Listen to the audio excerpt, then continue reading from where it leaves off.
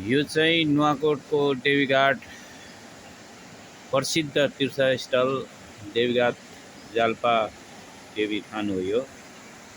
र यो त्रिशुली खोला भयो यतापट्टिको।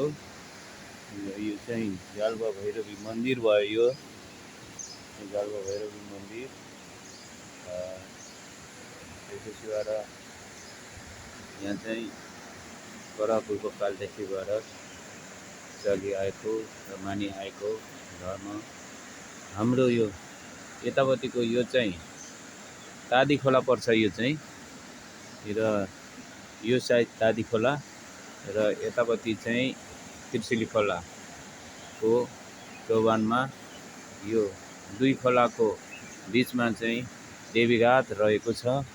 यो देवीघाट रहेको छ र यहाँ प्रसिद्ध धार्मिक स्थल देवीघाटको मन्दिर जाल्पा देवी माईको मन्दिर रहेको छ। र यहाँ धेरै टाढा टाढादेखिबाट भक्तजनहरू आएका हुन्छन् र दर्शनको लागि।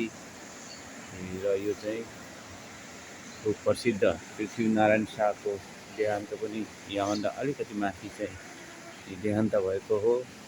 र यो चाहिँ धेरै प्रसिद्ध मन्दिर भएको हुनाले यहाँ